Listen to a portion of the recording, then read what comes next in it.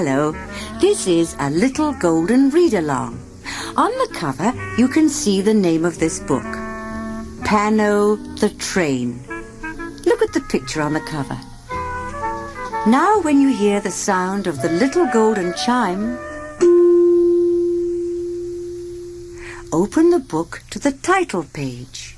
Here is the name of the story again, Pano the Train, written by Sharon Olaves and illustrated by Giannini. This is a story about Pano the Train. He was in such a hurry to get down the mountain that he didn't listen to what the animals and fishermen tried to tell him. Every morning, Pano stoked himself with coal and filled his boiler with water. Every morning, Pano counted the cars that he pulled from the coal car to the red caboose. Then every morning he blew his whistle, toot toot, rang his bell, ding ding, and slowly chug chugged out of the mountain village. One morning, as Pano chug-chugged past the village meadow, something very strange happened. The goats and sheep in the village meadow didn't bark good morning. Instead, all the goats and sheep turned their heads to look at Pano, and in very loud voices they barred, "You've lost! You've lost!"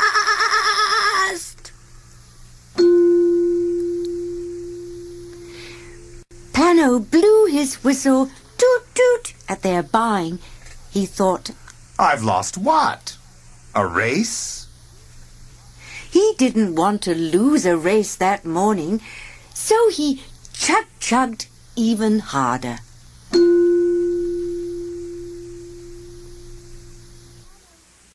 Pano blew his whistle, toot-toot, at all the chickens and ducks in their yard. The chickens and ducks jumped and fluttered. They loudly clucked and quacked at Pano.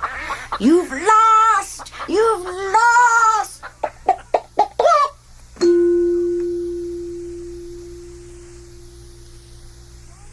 He rang his bell, ding ding, at the silly chickens and ducks, and he chug-chugged even faster. Down the mountain Pano rolled. Near the tracks, some pigs snoozed in the warm mud.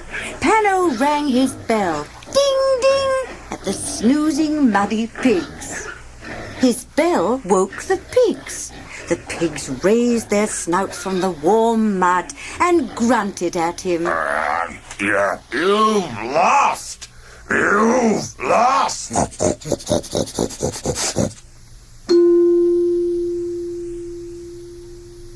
Pano didn't ring his bell. He didn't even blow his whistle. He just chug-chugged as hard and as fast as he could.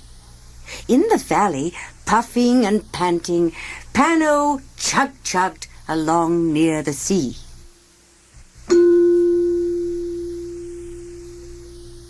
The fishermen were throwing their nets into the water. Pano rang his bell, ding ding, and blew his whistle, toot toot, at the fishermen. But the fishermen only shook their nets into the water and called, You've lost! You've lost!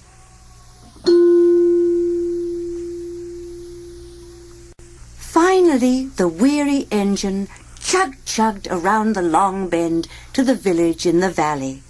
He thought puzzled, unhappy thoughts. The sheep and the goats, the chickens and the ducks, the pigs and all the fishermen say I lost. Who was racing with me? Pano looked far down the tracks, trying to see the winner of the race.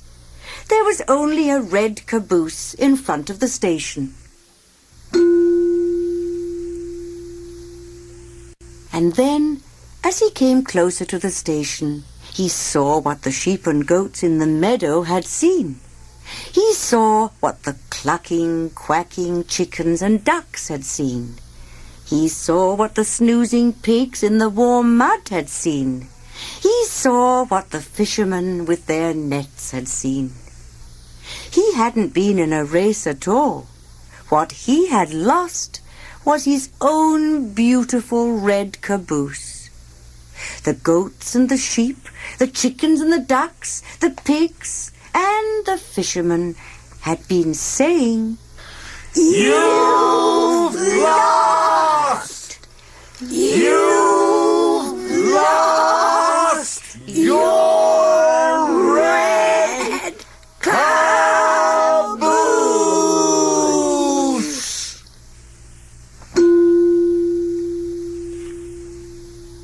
Pano gave a long, tired whistle. Toot, toot, toot, toot. He slowly chugged to the station in the valley. And there, in front of the station, sat Pano's beautiful red caboose. It had rolled down the other side of the mountain. Pano hadn't lost either a race or a caboose. But Pano had learned to listen.